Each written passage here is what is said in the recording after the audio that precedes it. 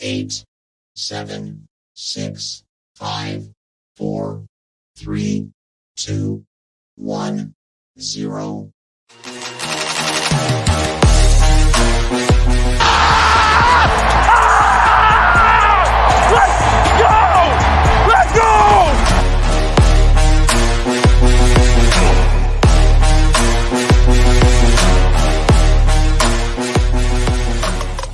Fields cuts inside, left to the end zone.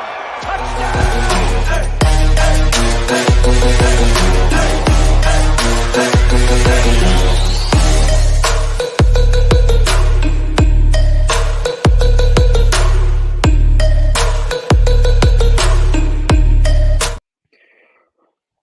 Good evening and welcome to the second annual for frequency's sake Super Bowl preview Pod-A-Palooza, or better known as the second annual DJ Finds Somebody on Twitter who's a fan of the team that's playing the Chiefs in the Super Bowl.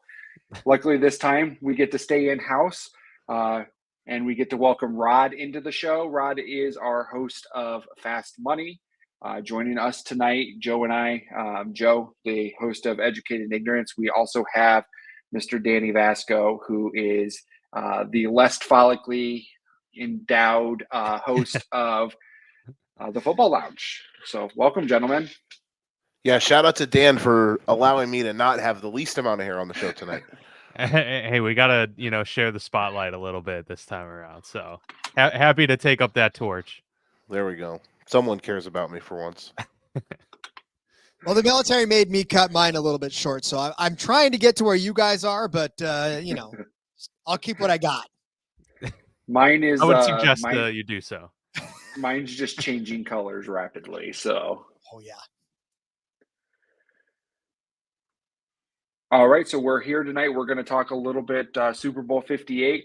It's like I said at the open here, it's a lot of fun to kind of bring the for frequency's sake family together, talk about something we all enjoy. Obviously, we've got Rod here, who is a 49ers fan. Myself is a Chiefs fan, and we go from Matt Canada to Arthur Smith up top. So, listen, yeah, Dan has it better than almost all of us, right? He's got the most, so at least he's got that. He gets to rub it in our face. Anywho, no, we're excited. This should be fun, gentlemen. Thanks to all who are joining us. Thanks to all watching us here tonight on all of our platforms. Real quick, some housekeeping. You see on the bottom, subscribe to us on our YouTube at For Frequency's Sake. We would really appreciate it. We're like 10 away, 12 away, something like that from 100 subs, which would be dope. If we can nail that by Sunday, I will probably run around shirtless in my yard or something like that, which is not as daunting of a task as it was about a month ago. But regardless, it will still be something else. All right. Y'all ready to get down to brass tacks and whatnot? Yes, yeah, sir. let's do it. All right. So we're going to go through the fandom journey first, which is kind of what we did last year. DJ came up with this, and we're going to go through that. And then we'll kind of each start getting into the aspects of the game from each side. While you're watching, by the way, leave a comment, share, be a part of the conversation. That always makes everything better. So, Rod, we'll start with you. We'll let you go first. You're the visitor in a sense, considering the fact that, you don't hang out with us as much as you hang out with yourself, which is fine. I get it. You're a Niners fan. Talk about your fandom journey and what a Super Bowl would mean for you as a Niners fan coming into here days away from the big game.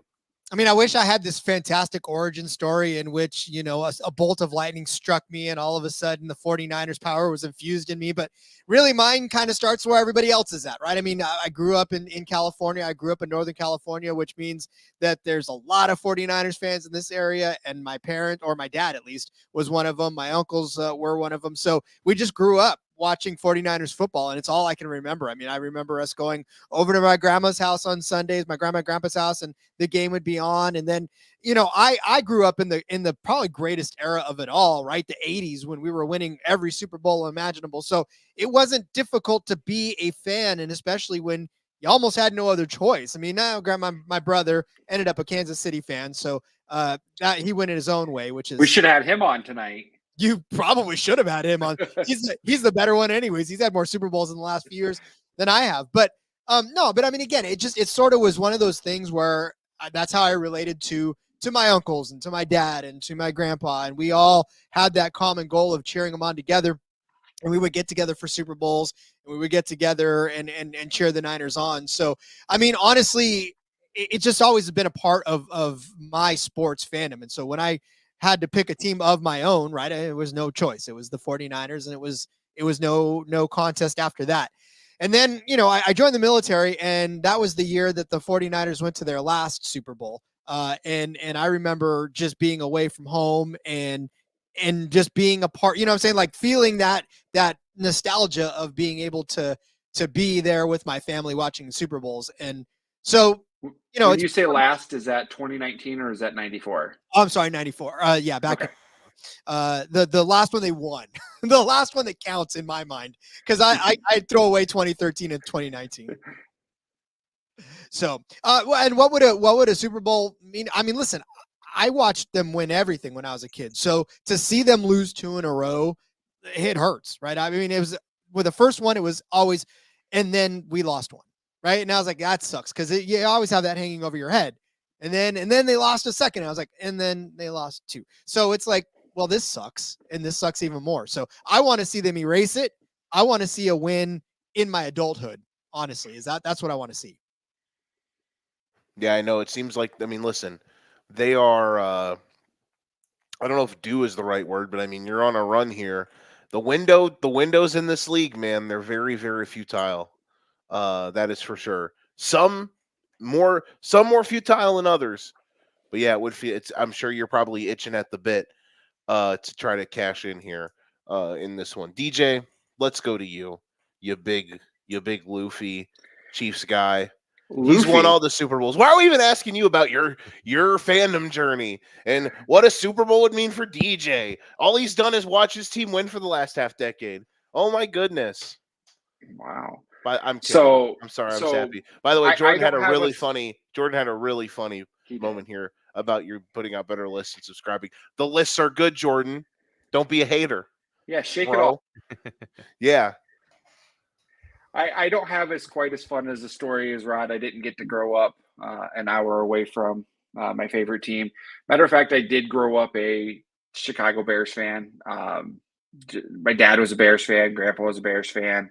Up until about 2010, 2011, when I got really into fantasy football, and I'm like, you know what? I'm cheering for this team that's not very good while wanting my guys to do really well. Then a couple of years later, I drafted this unknown rookie out of the University of Cincinnati at my tight end position. He ended up getting hurt first game of the year. I actually cut him in the league I drafted him in, and then redrafted him in 2014 to what would be his NBA rookie year of 2014. And, if he's Chet Holmgren, he could have won Rookie of the Year that year. And it was I just fell in love with Travis Kelce. Prior to him, loved Jamal Charles because of fantasy football, Larry Johnson, Priest Holmes. The Chiefs were my favorite team to use on Madden, even before being a Chiefs fan. So it just was natural to kind of attach myself. Dan knows this, Joe knows this. My high school, my alma mater, their colors were red and gold. I'm a big St. Louis Cardinals fan. There's red and yellow in there. So it just kind of made sense to attach myself to buy more red clothes.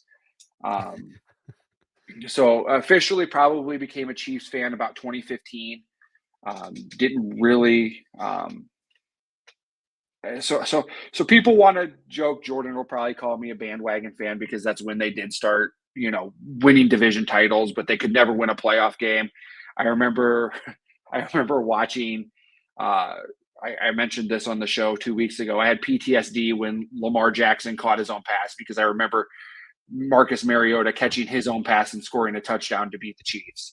I had him in fantasy, and that was beautiful to get the double dip in fantasy points for Marcus Mariota. I have always said if I lose a fantasy championship on, because Brad Johnson did the same thing for the Vikings at one point, catching his own pass. If I ever lost a fantasy matchup because of something like that, I'd quit. Yeah. And then in I think it was 2017, my wife and I I got to go down to Arrowhead for a Broncos Chiefs game, and I was hooked, man. It's the coolest sports environment I've ever been to. I've been to postseason baseball games, but a regular season game at Arrowhead kind of just took that. The place was electrifying. It was awesome.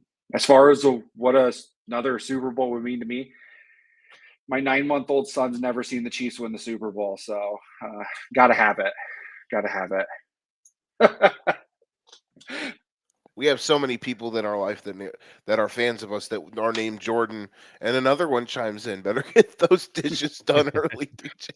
Rod, I'm not sure if you know this because I don't put it often on Twitter, but there's a YouTube video. People look it up of somebody who's a Steelers fan, coincidentally, who goes on this huge rant after they lose to the Jaguars in the playoffs.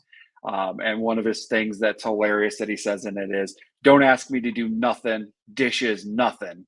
So when the Chiefs lose, I make that my Facebook status. Don't ask me to do nothing, dishes nothing. Yeah, that the couple of years ago when they lost to the Chiefs, when the Niners lost to the Chiefs, first of all, it was a dagger in the heart because they lost. Second of all, my poor brother. So my dad and me are watching this as Niners fans, and he's the only Chiefs fan in the entire thing.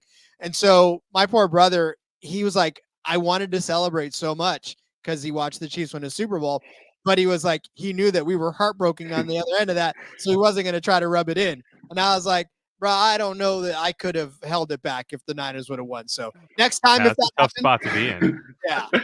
yeah. Imagine this time. I mean, with the Chiefs winning in 19, my daughter was 6 months old when she got her first Super Bowl, so my son's behind. I don't want him to get any further behind. Oh, the rich people's problems. Yeah, I know. Listen, hey, it's like you were saying, being a Niners fan in the 80s. My kids get to grow up hopefully with a couple more rings as well. Listen, DJ. I mean, hey, hopefully we don't have to. I'm sure you're just, I'm sure your wife's hoping they lose just for the fact so y'all don't have to have another Super Bowl child. But I guess you guys found out, didn't y'all find out like on the day of the game last year? We found out we were pregnant the day of NFL kickoff last year. So it was nice to bookend that with the Super Bowl, but no more babies. What a day. I know, right? Who did the Chiefs play that day? Wasn't it the Cardinals and Mahomes? No, so that was we found out when before the Bills-Rams game. So like literally the kickoff of the entire NFL season, and then it gets booked in with the Super Bowl. So there you go. Best NFL season of my life. Yeah, now it's followed up by one that you've probably been it's been well documented how I felt about this season. You know what? We've all enjoyed it. We've all had a good time. Not all of us get to be fans of teams who were favorites in 20 straight games, most of all time. It's fine. Hey man, not all of us. All right, let's talk. Enough about the Rudy Tootiness of the fandom. Let's talk about some action. And we'll start with the man who hasn't been able to talk too much because he has no rooting interest in this game unless he just wants to see DJ cry, which most people do. I don't, but most people do. Dan, we'll start with you. Let's look at this from a team perspective. What in your mind are the biggest weaknesses for both of these teams as we head in days away from Super Bowl 58? Yeah, I mean, I think the Chiefs one's probably the most obvious, and that's the lack of explosive playmakers on the outside. Marquez Valdez-Scantling has really come along in the playoffs, so I mean, maybe the Chiefs always have a knack of finding someone that kind of comes through in the heat of the moment. Jerick McKinnon, out with his playoff run last year, and we've seen Damian Williams go off in the past, and just guys that maybe weren't massive contributors throughout the season do it. But overall, I mean, it's been well documented all season long that this year has been more apparent than any that missing Tyreek Hill is a huge factor in how this team has had to approach offense, and so they've really had to lean into the run game, and it's worked out well for them. Obviously, Pacheco has had a great year, and really kind of helps give that offense, a different element to it that maybe it hasn't had in recent years. But, I do think if the 49ers, which, I know we'll probably get to strengths later on this game, so I don't want to, go too much into it, but, if they're able to hone in on completely taking away the run, That's going to be a huge problem for Kansas City, because unlike years past where they've been able to, dominate a game from start to finish just through the air, this team isn't necessarily built that way. And while I trust Patrick Mahomes in most instances in the NFL, it's just, on the biggest stage in the league, that's a hard, ask for anybody to be able to carry that load the entire time. So that's their biggest weakness, really explosive plays and things like that. And for the 49ers, a little bit harder. Obviously, the interior of their offensive line is pretty rough.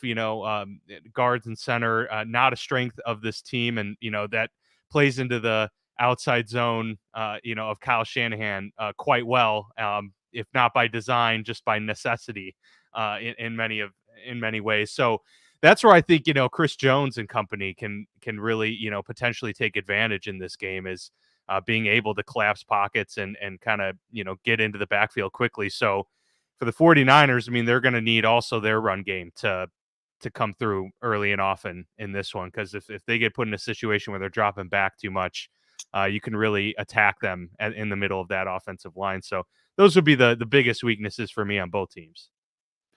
Yeah, you mentioned that Niners offensive line. We'll talk about that probably more throughout the night. Rod, we'll go to you. I want you to talk more on. I want you and DJ to talk about it on your own side of the ball. Like, so for the Niners, what worries you the most coming into this game? Is it the defense? Is it some of the offensive line issues potentially? What are some of the glaring things that maybe have you a bit worried? So Dan kind of touched on it when he was talking about the interior of the line. The thing that scares me the most is bad Purdy.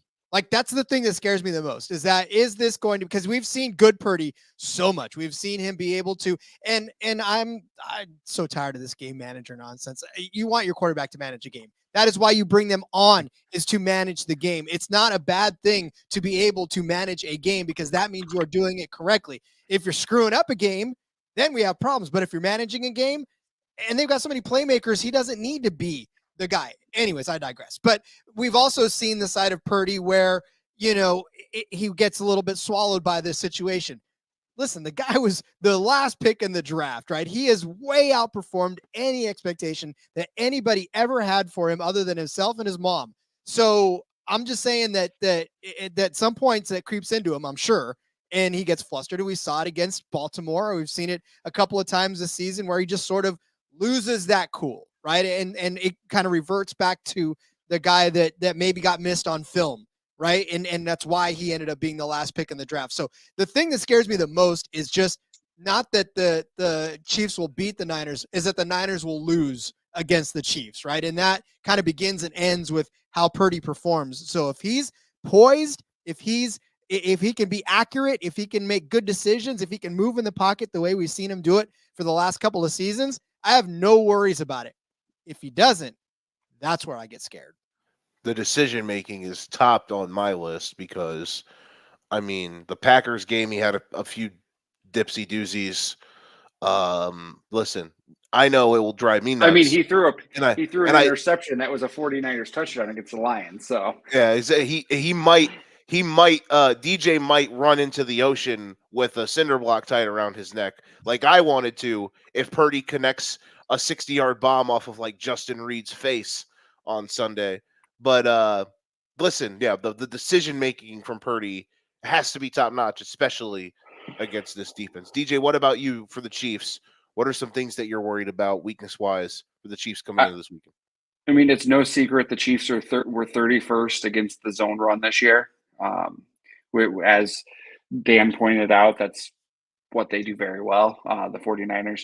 And we can't expose what we Chiefs fans hope is Purdy Pumpkin on Sunday if they're running all over us. I mean, the Bills were, 8 yards a clip on the ground. And for whatever reason, the Ravens didn't run the ball. So that's the Ravens got into heavy personnel for one play on their first drive, got a 15-yard gain, and then said, "Oh, screw it, that was too easy. Let's make the game hard." A passing team. That's what they said we were. So let's go back to that. Let's make the game really hard for us. I think there's some scenarios where the Chiefs figure something out in those zone runs because, we have seen during the season and stuff like that, even in games where they've done poorly, where they have forced teams into those losses on first down, and then you get a tipped pass or a 2-yard run on second down. All of a sudden, it's 3rd and 8, 3rd and 9, and then you get a situation where you can let the big dogs eat and take advantage of the interior offensive line and Chris Jones's ability to just push a guard or a center into the quarterback's lap. The big thing is if the Chiefs are able to get into those third and medium, 3rd and longs, is keeping Purdy in the pocket and keeping him from using his legs, because he burned both the Packers and the Lions with that. So that'll be a struggle as well, and a mission. Yeah, Purdy's out of structure has been impressive, especially against the Lions. The Lions pretty much sold out on just trying to cover guys, and Purdy absolutely diced them up there in the second half. And it won the game for him, really. His ability to extend plays. I mean, Purdy really did some won of the those game for him. things that you see out of Mahomes and those highlight tape runs from Mahomes. Yeah, he's not necessarily like running on empty for 40 yards like Mahomes. I think he's got a little bit more energy, but yeah, he was able to do that very, very well. Yeah, I mean the conversions he got against the Lions by his legs were huge, and he is able to make out of structure plays. I mean, the touchdown to Kittle in the Packers game was really nice out of structure. He can make those plays. He just has to make sure he doesn't put the ball into harm's way, or that could get or make the crucial mistake, like forgive me, Rod, for bringing up the Ghost of Christmas Past, but making a crucial mistake like overthrowing a clear touchdown in the Super Bowl to win the game. Brock Purdy's probably going to be having Jimmy Garoppolo in the back of his head at times. So yeah, you got to be able to make those plays when they're there, because it's the Super Bowl. You only got 60 minutes to play. Jimmy's in Vegas. I hope he doesn't give a pep talk. Oh yeah. Look, man. Look, kid, I was there once. Yeah, that just reminds me how many of these Super Bowl predictions I've gotten so close. I understand I broke the world last year, but I said 27-23 with the Lions and or with the Rams and the Bengals. I said 27-24 Niners, and it would have hit. Now, granted, Mahomes, knowing what we know now, Mahomes probably would have went right back down the field on the Niners, because that was still like a minute left. Yeah. But I'm Emmanuel Sanders is wide open to make me look like a genius, and Jimmy Garoppolo throws the ball onto the rings of Saturn. Oh my gosh! Rod's gonna need a couple more of those beverages, Joe, if you keep talking. I'm just saying, swear, man. I'm getting PTSD from that. What? No, stop. Well, all right, fine. I'll make I also listen. I nailed the Chiefs getting housed by the Bucks, because the Chiefs had the four of us and my roommate Danny as their offensive lineman in that Super Bowl. But everyone told me the Chiefs would win that one, not understanding that the Chiefs weren't going to be able to simply block the man in front of them. So that was a banner day for me as well. But regardless, enough about me sometimes being close to right. X factors for each team. This game is full of them. There are a lot. I'm sorry, guys. Allergies are beating the hell out of me. There are a lot of interesting folks that you can look at in this game for X factors. A couple for me, really quick off the top. Is Chris Jones going to be active for the first three quarters of this game? He has had a tendency this year, oddly enough, to not really turn it up until the fourth quarter. He did it against the Bills and got away with it. He made some plays against the Ravens early in the game, which was nice. There are going to be moments for him to line up at a 3 technique, or line up over the right tackle, and if it's a 3rd and 6, 3rd and 9, 3rd and 14 or something, and he's going to be able to eat, and that will be important to see the wick on 95 early in the game. Another one for me for the Chiefs is Nick Bolton.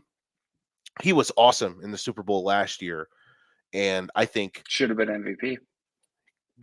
Could have been, but his ability, they're going to need him to be active against the run game. And tackling. The Chiefs defense is so good at tackling in space. Bolton's going to have to be flying around in order to cause havoc. For the Niners, I think the biggest one on their defense, they have to have somebody on the D line be better, be outside of Bosa. They have to have Hargrave, potentially step up. They have to have guys on that defensive line have moments, because outside of Bosa, it's been an underwhelming unit this season, and especially in the playoffs. And I think for the Chiefs offense, obviously Kelsey's going to have a huge day. I think if the path for them winning, but those are just a few X factors. Dan, we'll go to you. Who are a few X factors that you're interested in seeing in this game? Yeah, I'll start with the Chiefs on defense. I think it's Chris Jones. Kind of like what I mentioned at the beginning. I just think that he needs to, be a game wrecker, and he's obviously a guy that can make a pivotal play at any moment. He's going to need to have a big game to get the Chiefs, an even better chance at winning. He's got to pressure Brock Purdy. He's got to be able to blow up the run game and not give those lanes, and let Christian McCaffrey do his thing on the outside. So, Chris Jones, a lot on his shoulders for this one. Offensively for them, I think it's Pacheco. I don't see a great pathway here for the Chiefs offensively without having at least a decent outing from Pacheco. Talking, 100 scrimmage yards and a touchdown from him. He's got to be able to set the tone. I think it matters more for the Chiefs in this game than it does for the 49ers to score early, because I think the Chiefs need to be able to put the Niners in a position where they can't lean into the run as much and have to pass and have to go into that one-dimensional style of play where we know Mahomes could do that if pushed into it. It would definitely be a big detriment to Purdy.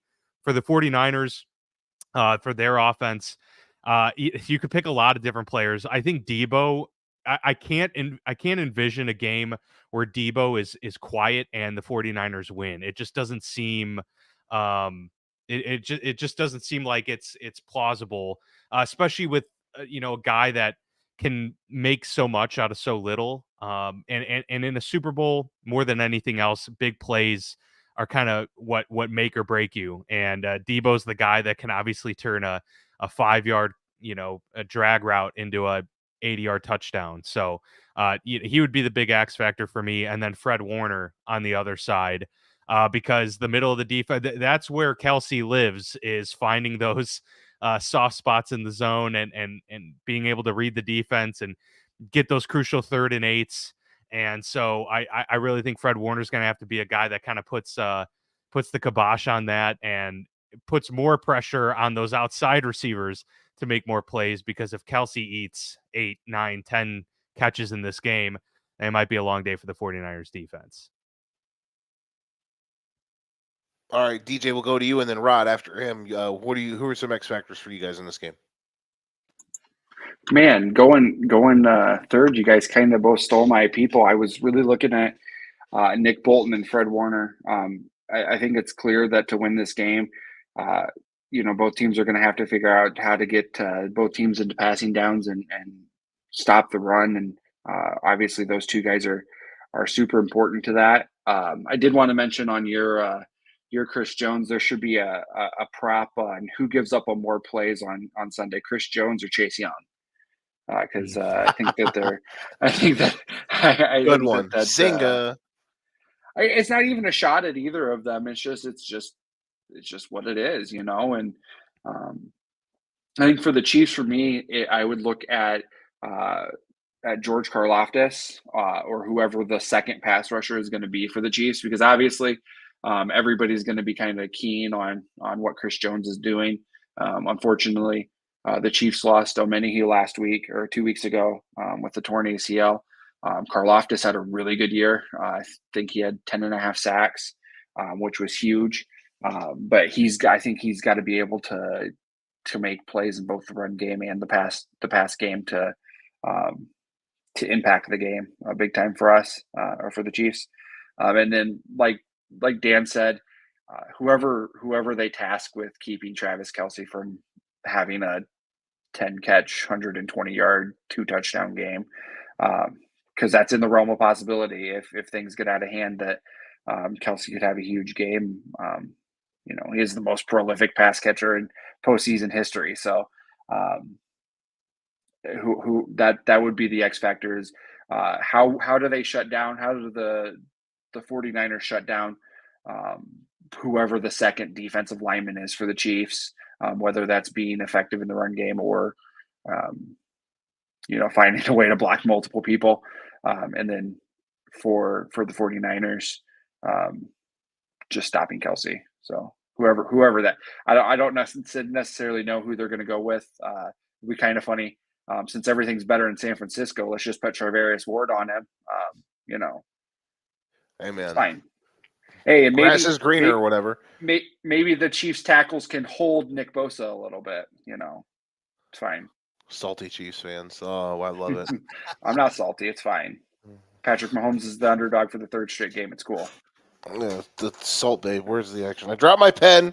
I did drop my pen again. Rod, I'm done running my mouth. It's fine.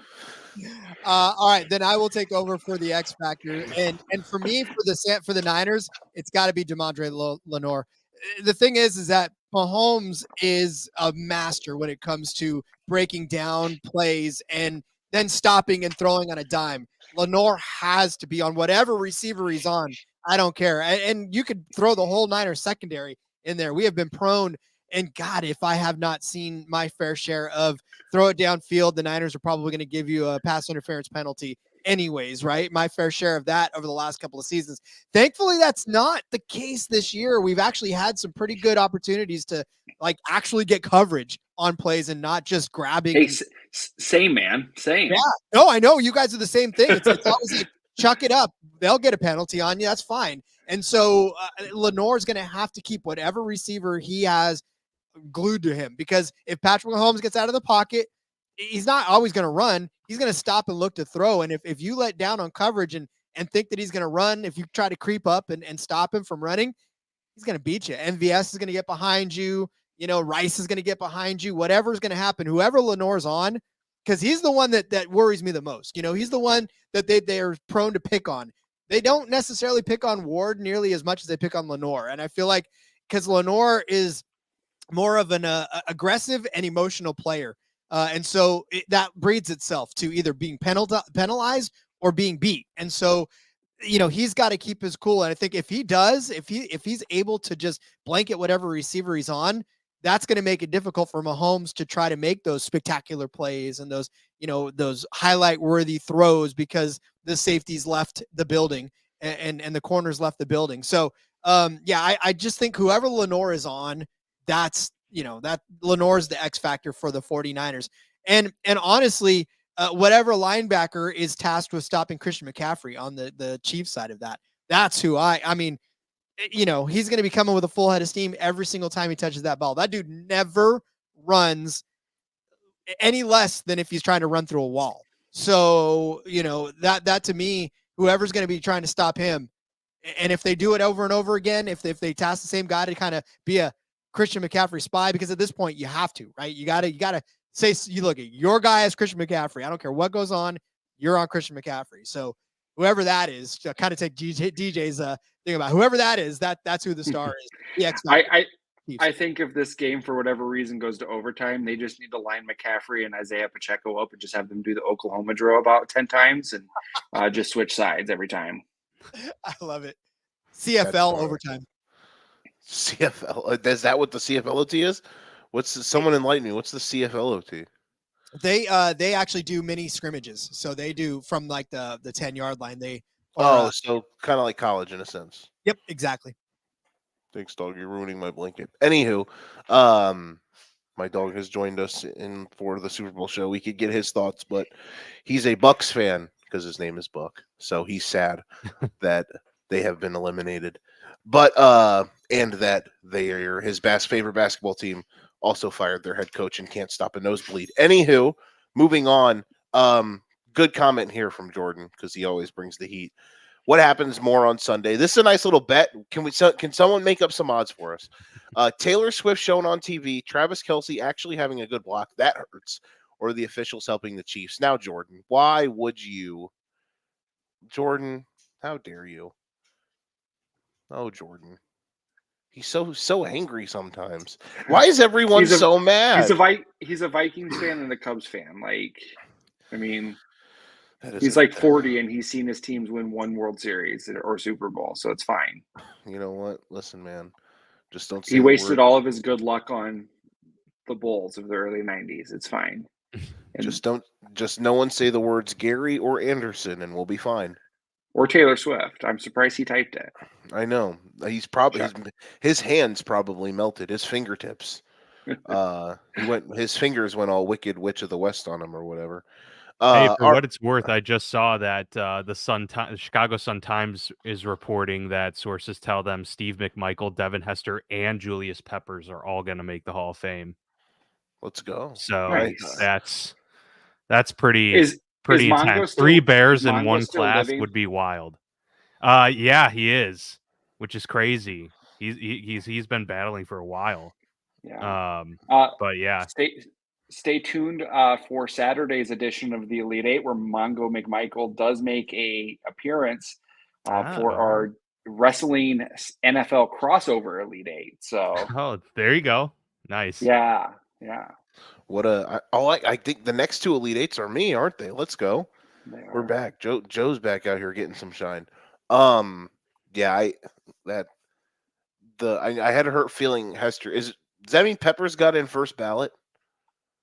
No, I think Peppers. No, I think Peppers was a finalist last year. I don't know for sure.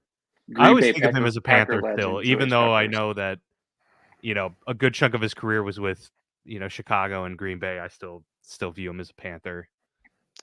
Overall, I feel like I just view him owning March Madness as UNC Tar Heel. It's fine. Man, listen, we've all been there for that one. All right, next part here. Jordan stole my answer in the chat for this one because we mentioned the unsung hero potentially for this game. It's not he's not my X factor, but Drew Tranquil, who somehow goes from being a bum to awesome because he is deployed smartly. Drew Tranquil is a poster boy for what happens when he goes to a team that is coached well.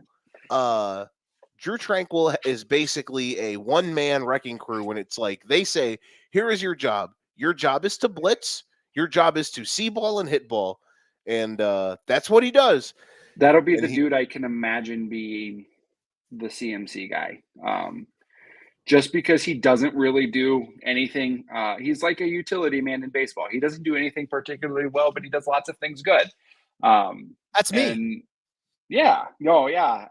Well, Rod, I mean, Joe has the least amount of hair on the network. I have the least voice talent on this show. And so you do podcasting very well, Rod. Oh, shucks. Thank you.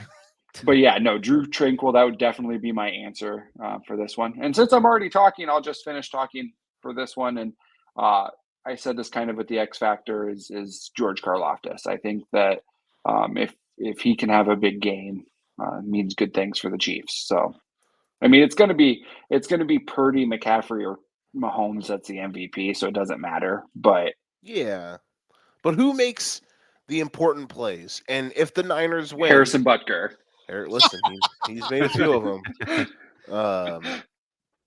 All those important plays. Who is able to pick up a key conversion, a third down conversion? Rod might know where I'm going with this. Kadarius Toney. I got this. I got this. You ready? Kyle Juszczyk. He's not who I was going to say. Oh, you're probably going to say George Kittle. Wrong again. Oh shit. Who? We don't listen. Niners. Well, I'm starting to think we have the same person then, Joe. So I'm curious to see what you're going to say. Ross Dwelly. For unsung heroes, potentially for the Niners, if there's a path here, they don't call it third and Jawan for a reason. Yeah. Someone has to make big plays. If all-pro L'Jarius Sneed is on one guy and Trent McDuffie is either hovering Deebo Samuel, other way around, all-pro Trent McDuffie and then L'Jarius should be all-pro L'Jarius Sneed. Yeah. Bona fide all-pro Trent McDuffie hovering around.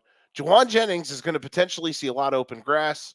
I think he could be an unsung hero for the Niners. Dan, did I steal your thunder there? You didn't. I was going to go with Justin Watson for the Chiefs. Let's talk about a guy who can get 3 catches for 90 yards and 2 touchdowns in this game. It'll be like he'll just have 2, 40-yard catches, and then like a 5-yard goal line touchdown catch, and there you go. It's the difference maker there. Yeah, Justin Watson. Let's go. If the Chiefs somehow, I won't even say somehow, if the Chiefs win the Super Bowl, they're just gonna have like this gold jacket, like kumbaya thing where they just have Justin Watson, Donovan Smith, and Blaine Gabbert just like sacrifice something because they got to play with Tom Brady and Patrick Mahomes. No kidding. Yeah. What a career. Hey, listen, man, he could do it. DJ, I don't think Sky Moore is going to be back. No, he's full practice today. Uh-oh. So what's the deal with Justin Ross, man? You got to tell me, because like I've had him on my dynasty team, and I'm just waiting for him to even get 5 snaps. I think give that up that hope. If I'm a Chiefs backer or a Chiefs fan, I really hope that Andy Reid doesn't try to put too much dip on the chip by playing 19 or 24. You can't. Did you know they're both unplayable? So we have to play 12, that means. And did you know that the last time the Chiefs and the 49ers played, that Mecole Hardman scored 3 times? Yeah, he did. He killed them. They ran a bunch of... NDS had like 150 yards. And Juju went nuts. Didn't Hardman have like a 60-yard touchdown? Yeah. Or something? Yeah. Like on a crossing route or something like that? Yeah. That, and he scored... They ran a bunch of like sweeps. Brock Purdy's first playing time.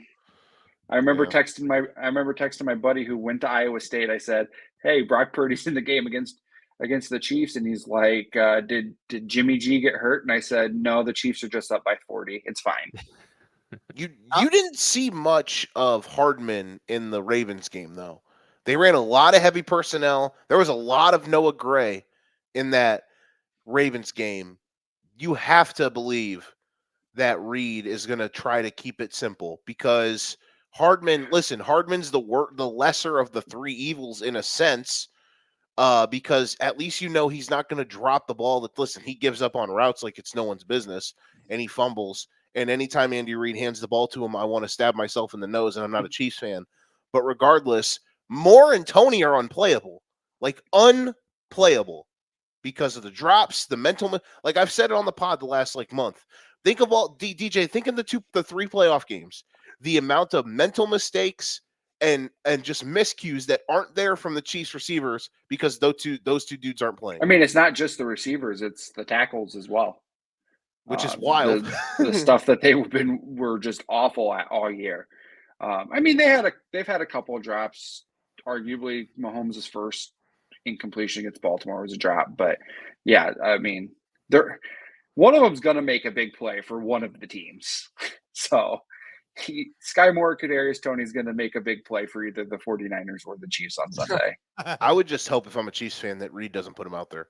Maybe let Tony return a punt. Maybe let Tony return a punt, but you can't line up Sky Moore and Tony out there on key situations. You just can't. So you can't. I think we can feel pretty confident if we say that, if we're told after the fact that Kadarius Toney saw, 60 snaps or something ridiculous, that the Chiefs probably lost. I'm curious, Rod, is there any situation like that for the 49ers that you feel like means that they lost if you were told after the fact this is how things played out? Is it just something as simple as McCaffrey got fewer than 50 yards, or how does that play out in your mind? I mean, if we see Sam Darnold out on the field, then we know. Because listen, fair point. Yeah, we've seen this story before, right? That championship game where Brock Purdy goes out. Hey, you would have died to have Sam Darnold in that situation, though. At least, yeah, they would have. Yeah, My heart bleeds for the XFL, but Josh Johnson was not the answer for that game at all. So, yeah, I mean, if you see Sam Darnold with more than 2 throws in the game, that we're done. Like, that was it. If you see him not kneeling down, then we're done. Yeah. What if, God forbid, I'm not one of these guys. I'm not a guy who's going to post on Facebook hoping that Travis Kelce gets hurt on the first play of the game. But what if we see Elijah Mitchell with 15, 20 touches? Oh. I mean, can they sustain that? I mean, Elijah Mitchell was a fantasy they wonder, could survive. fantasy darling. He could survive, because here's the thing about Elijah Mitchell, right? When he was filling in for Christian McCaffrey, he was getting 15 touches, 70 yards. I mean, the guy we forget how actually good Elijah Mitchell was in those early parts of it before we got Christian McCaffrey. The only reason that we put him on the back burner the way we did was because we got Christian McCaffrey. You don't want to drive a Pinto when you put a Porsche in your garage. Not to say that Elijah's a Pinto, but Arthur Smith begs to differ. Oh, well, that's true. Okay. Let me tell you, you don't want to drive your Hey, that's my OC you're talking about. Sorry, my friend. You don't want to drive your reliable sedan when you've got a beautiful sports car in your garage, right? That's kind of what the whole situation was. So Elijah Mitchell could get it done. He's just not Christian McCaffrey. Who is though? Is that the best trade of the last 20 years in the NFL? Oh, easily.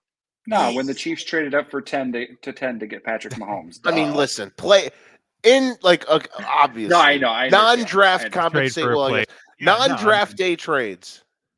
Especially what it meant for the at the time, like the running back market, no one's getting paid, and it's like, oh, they're going all in. It was at the time even the most perfect fit. Like everyone's like, oh God, all right, well, just give the 49ers the title already because they just got the best playmaker in the league. And yeah, dude, the guy's a difference maker. They got 2 MVP finalists on their team. That's pretty impressive. That's hard to do. You know, and here's the thing about it too. And when Christian McCaffrey came over, I remember thinking to myself, man, do I really want a Panthers retread? Like because I looked at it from fantasy aspect where, you draft him because he was always like the consensus number 1, number 2. Like he was always like, take that first guy off the board, take Christian McCaffrey because he's going to go off for a ton of yards, whatever. And I was like, do we really want this on our team? Like what are we really going to get out of McCaffrey? We're going to get 5 games and an injury or what? Dude, whew. I'm so glad we didn't get amazing that. What happens when you can, run behind, blockers and have get schemed up properly. Yes. That's what I was going to say too, is another great trade that kind of goes unnoticed is Trent Williams. I mean, you trade for a guy who's a first ballot Hall of Famer and he trades and you get elite left tackle play out of him when he's got just casually left that people say. Just casually, I still think one of the 5 best players in the league in Trent Williams. The greatest trade of all time will probably still go down with the Vikings getting every single draft pick of the New Orleans Saints, so Mike Ditka could get Ricky Williams. That might still go down. Hey, I mean, that's the connection right there. The Cowboys dynasty was built off a Herschel Walker trade. Yeah, that one too for sure. Yeah, absolutely. Hey man, all right, Joe, we gotta get Dan to bed, so. Yeah, sleepy time. Let's make some predictions here. Dan, are you washed? I'm washed, man. Okay, it's 10 o'clock, man. Dan cannot beat the washed allegations. Real quick, I'm so lame now. My last thing before we hit predictions, and this is going to be real quick. If injuries are a thing or who's playing, if the question of who's who in the zoo becomes a factor in the Niners secondary, Rod's about to cry. Will the Chiefs put the big old telescope on Logan Ryan and say, we're going to go after that dude just at constant times?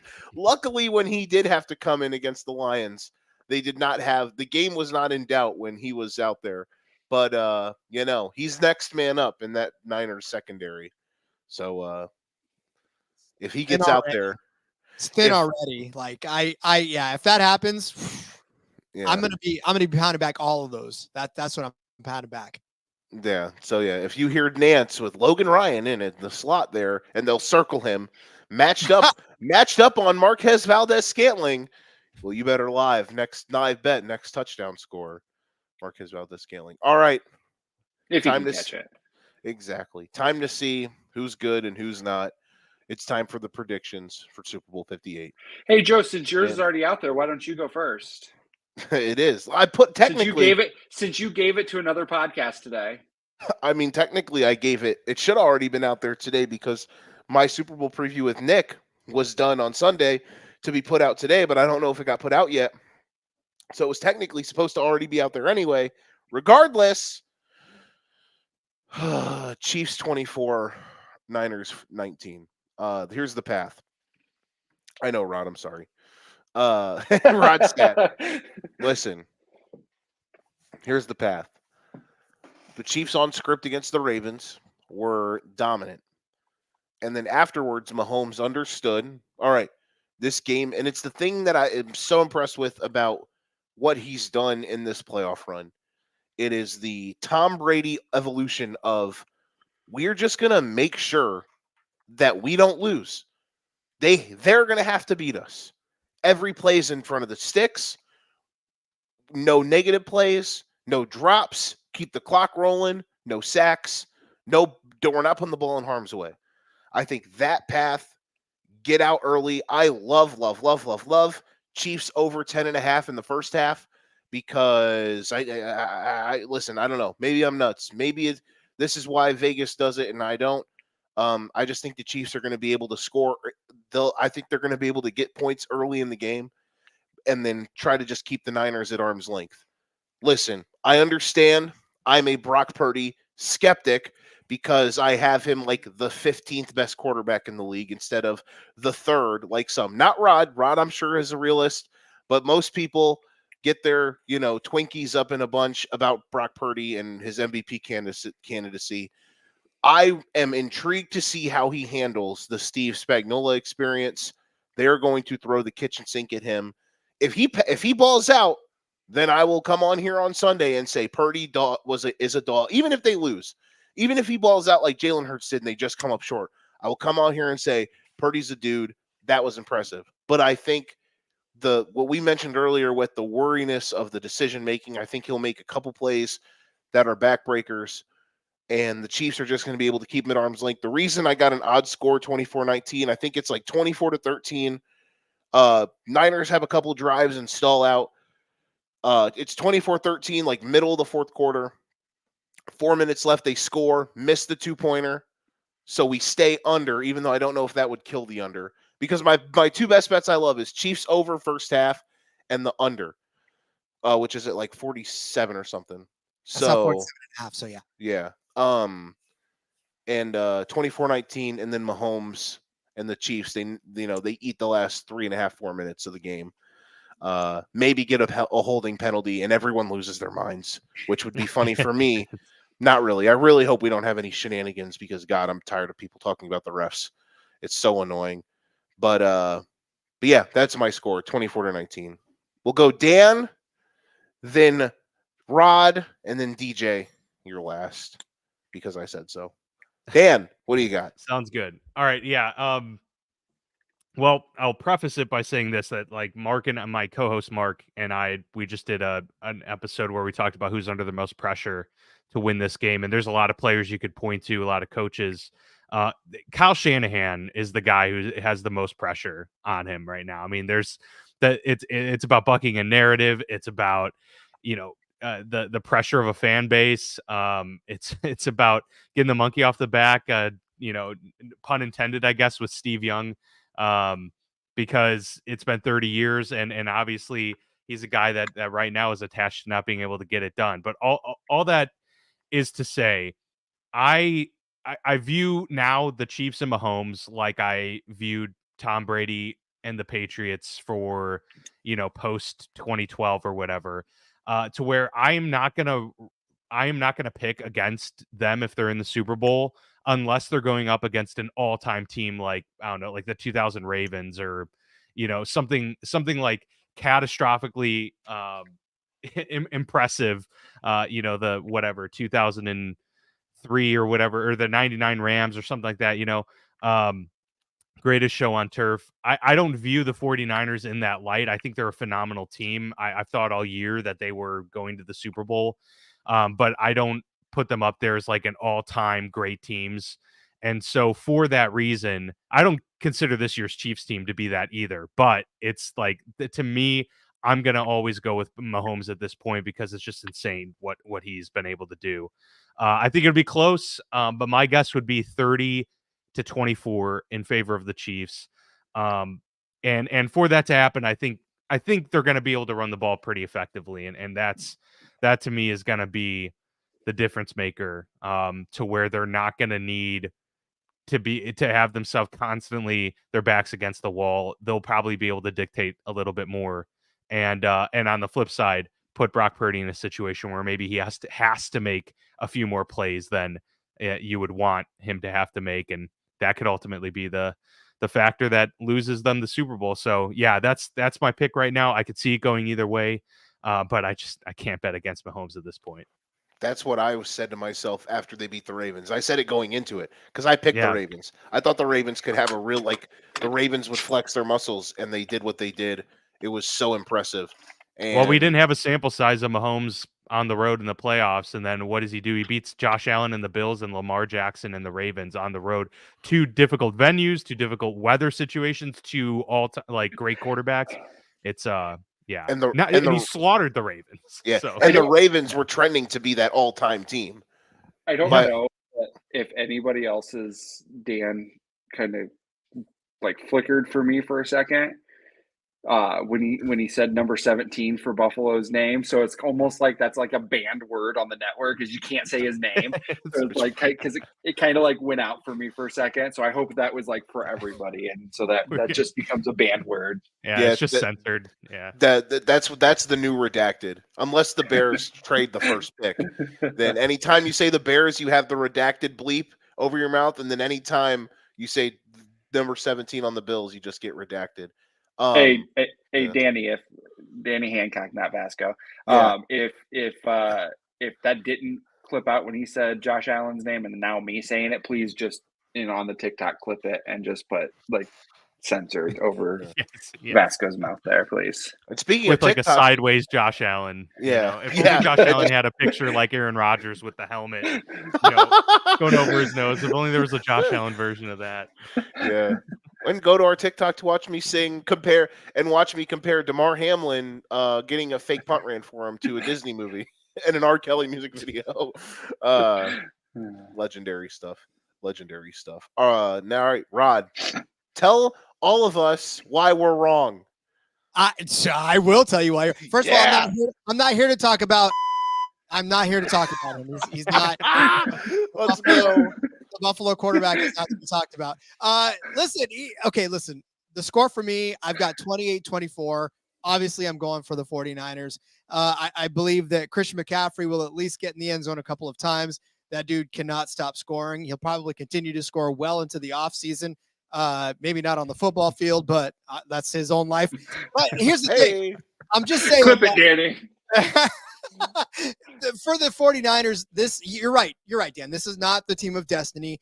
This is not a team that has dominated a whole lot. I mean, they've dominated a lot of the season, right? They dominated teams they needed to dominate, but they've had several mistakes that any good team can exploit, and good teams have exploited them. Chiefs could definitely exploit those weaknesses, and it's going to be a very tough situation, but I still think Christian McCaffrey is one of those guys that can elevate the entire team around him. And for everybody, so the last couple of seasons when we thought Jimmy G was the second coming of Joe Montana, right? We were all excited about this guy. We were all, oh my God, he looked the part, right? Dude was chiseled. He was picture worthy. It was everything you wanted a quarterback to be.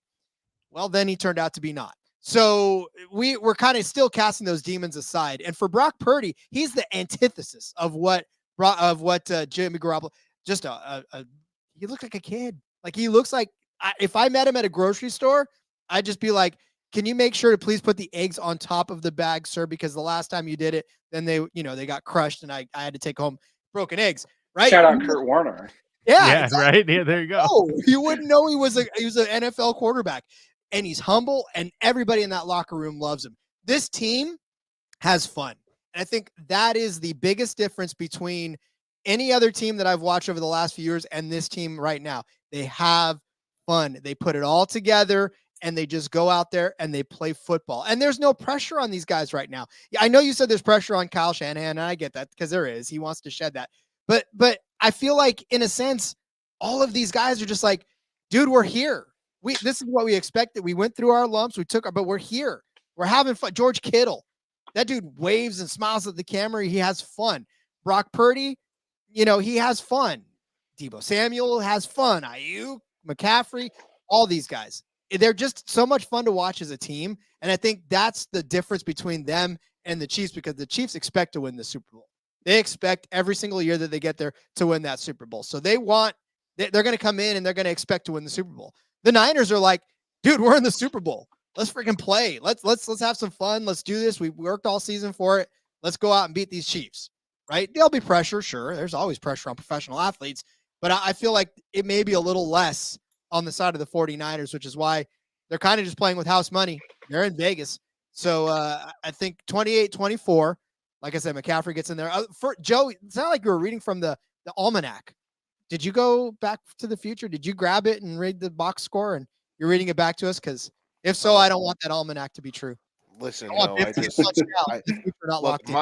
I tried to pick a wonky score this year on purpose, in a sense, because listen, I've been on record the last 3 or 4 Super Bowls, in a sense, either on podcast form or before that, just on social media.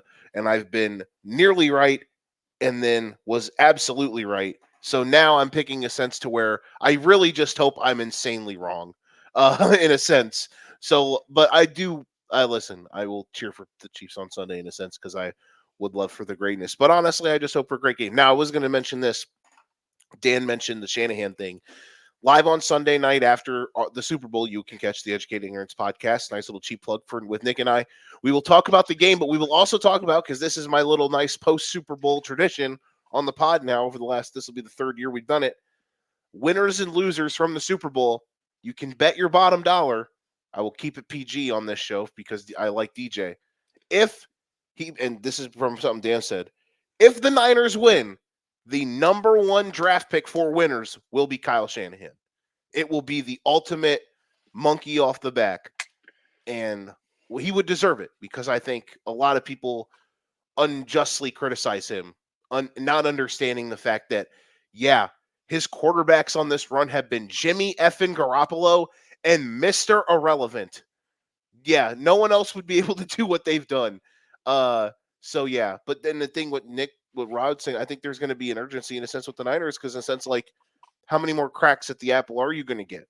Bit of an aging roster, in a sense, though, still really good. And can you continue to expect to be this juggernaut while churning out? It's different from the Niners, in a sense, than like a Chiefs, because you don't have the quarterback. Listen, Purdy could be, as long as he's with the Niners. But when you're paying the quarterback, I bought, like, my girlfriend spent more on this Hydro Flask than the Niners pay for Brock Purdy on a yearly basis. So it's not like nothing to lose, but like it's an urgency, in a sense of, let's cash this in. How many more cracks at the bell are we going to get here? All right, DJ. So send us home with an elite promo. I feel like I have just a few choices here. Like, you guys both said Chiefs and Rod said Niners, so I could, just pull heel mode and hedge my life and say 49ers.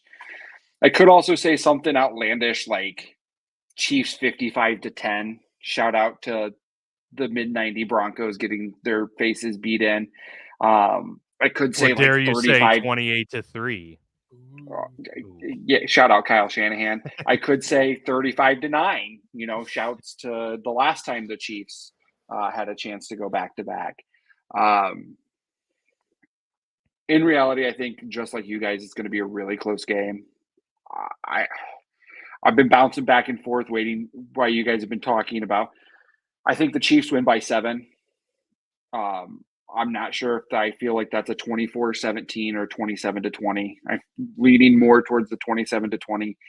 I think if there was a team that could put up good numbers against the Chiefs this year, it could be the 49ers, based on all the things that CMC can do.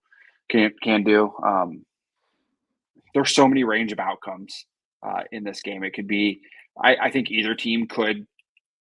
There's a range of outcomes where one of the teams wins by a blowout, and I could see either team doing it.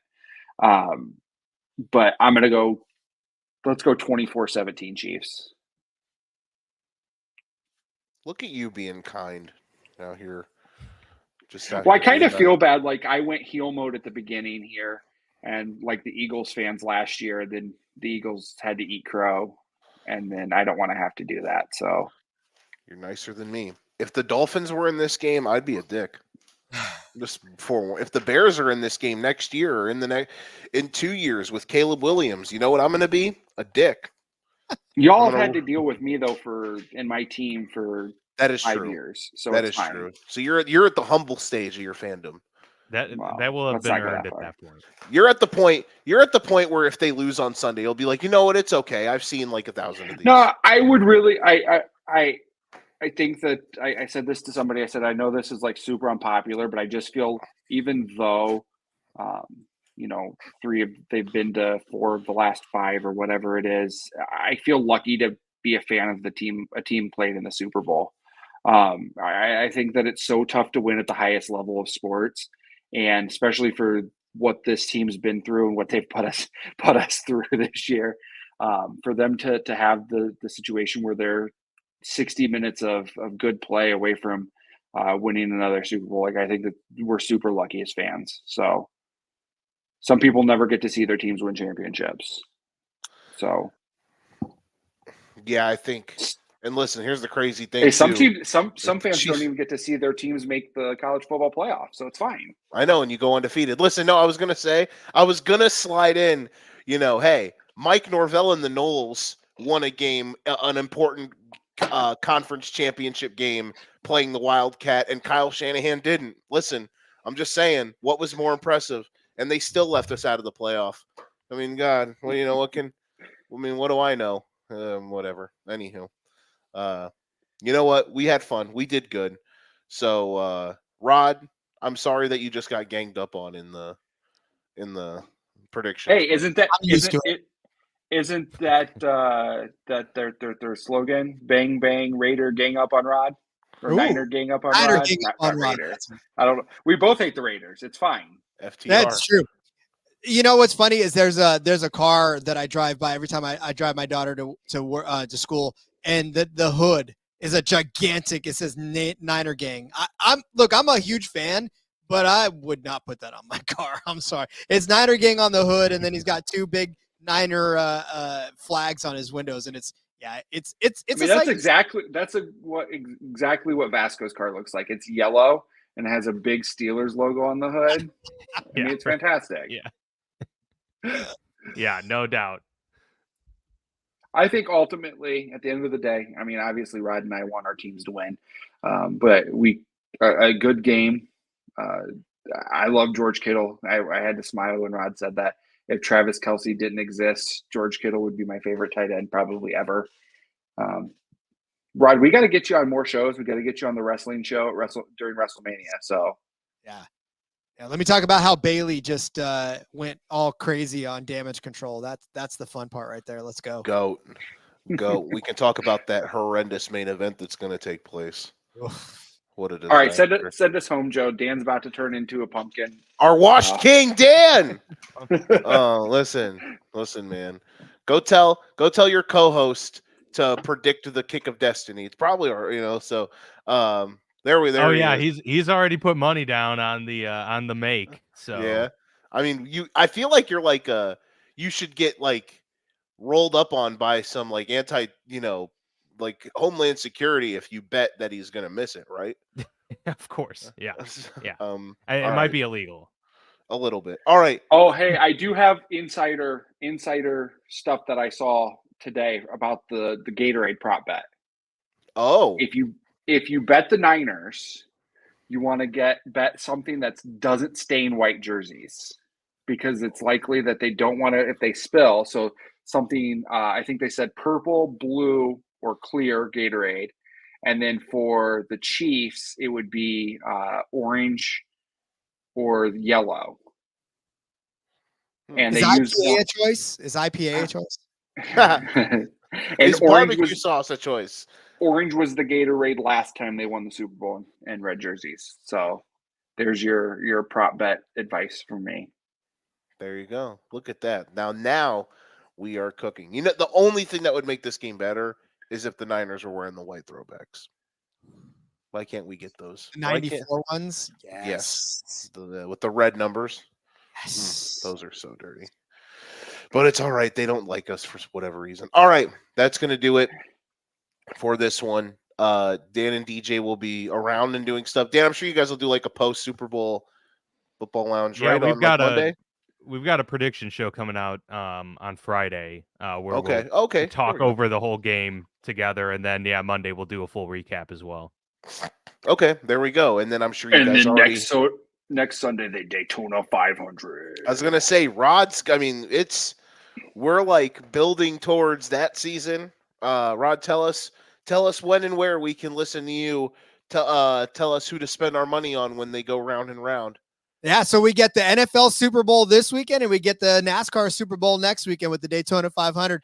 Catch me right here on the network with Fast Money. I'll be giving you my favorite crazy little parlays. And listen, Daytona, we're going to have a ton of good stuff to choose from. So I'll give you my favorite plays from the Daytona 500. And then, of course, all NASCAR season long, I got you covered. We do the crazy parlays on Fast Money because, listen, Fast Money means a lot of money. So we're definitely trying to load you up on the good plus money parlays. So that's what that show's all about.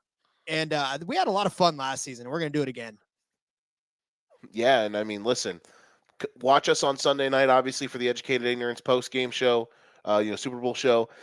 And I might Won't do see me all off season if the Chiefs lose. And yeah, there you go. And you might see an old, something that Nick and I did during the beginning of football season, which coincided with the end of NASCAR season, is our Motorsport Minute, which was way longer than a minute.